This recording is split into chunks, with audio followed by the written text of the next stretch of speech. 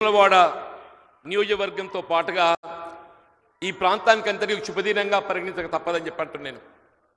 మిత్రుడు ఆది శ్రీనివాస్ గారు శాసనసభ్యుడిగా ఎంపికై తెలంగాణ రాష్ట్రం ఏర్పడ్డ గత దశాబ్ద కాలం ఏదైతే ఈ ప్రాంతం అభివృద్ధి నిర్లక్ష్యంగా ఉపయోగించబడడం జరిగిందో అవన్నీ కేవలం 10 మాసాల కాలంలోనే పూర్తి చేయబడే విధంగా, ముఖ్యంగా పేదవాడి కొంగు బంగారం, దక్షిణ కాశీగా పేరుగాంచినటువంటి వేములవాడ రాజరాజేశ్వర స్వామి దేవస్థానం విస్తరణ కొరకు ఏదైతుందో దాదాపు 200 కోట్లు ఏకమొత్తంగా మంజూరు చేయబడి వాళ్ళ గౌరవ ముఖ్యమంత్రి వర్యులు రేవంత్ రెడ్డి గారి చేతుల మీద ఏదైతే శంకుస్థాపన చేయబడ్డ సందర్భంగా నేను మిత్రుడు ఆది శ్రీనివాస్ గారిని ప్రాంత ప్రజానికానికి నేను హృదయపూర్వకంగా ధన్యవాదాలు, అభినందనలు తెలియజేస్తూ అని చెప్పంటున్నాను.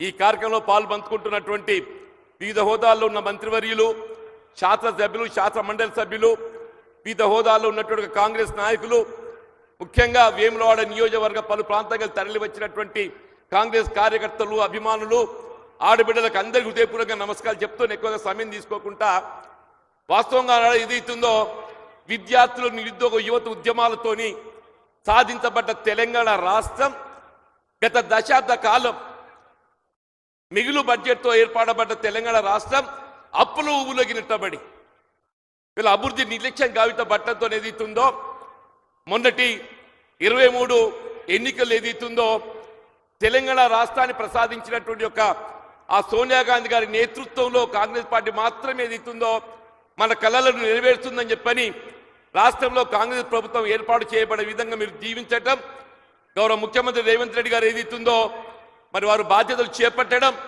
ఇప్పుడే పేర్కొన్నటువంటి యొక్క వేములవాడ దేవస్థానం అభివృద్ధితో పాటుగా చెప్పంటున్నాను.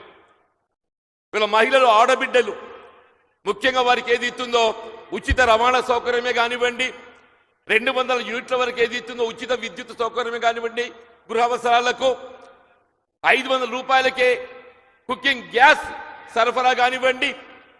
ఇవాళ బీఆర్ఎస్ పార్టీ అంటే తెలంగాణ రాష్ట్రాన్ని పరిమితం.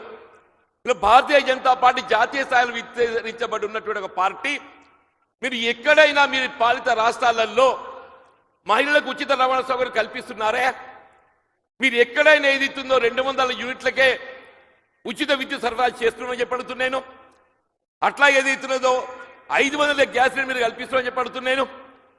ఏవి చేయలేని వారు ఏదైతుందో వీళ్ళ కాంగ్రెస్ పార్టీ విమర్శించడానికి ప్రయత్నం చేయడం ఏదైతుందో నేను మిమ్మల్ని తీవ్రంగా ఖండిస్తున్నాను చెప్పంటున్నాను. ముఖ్యంగా రైతాంగానికి సంబంధించి వీళ్ళ గతంలో మున్నెన్నడూ లేని విధంగా అధిక స్థాయిలో దేశంలోనే ఏ రాష్ట్రంలో లేని విధంగా వరి ధాన్యం ఉత్పత్తి గావింపబడటం. వరి ధాన్యం ఉత్పత్తే కాదు, ధాన్యం సేకరణలో గతంలో మున్నెన్నడూ లేని విధంగా రైతాంగానికి ఏ విధమైనట్టుగా అసౌకర్యం, ఇబ్బంది లేకుండా ఎక్కడికెక్కడ సేకరణతో పాటుగా వీళ్ళ సన్న రకాలకు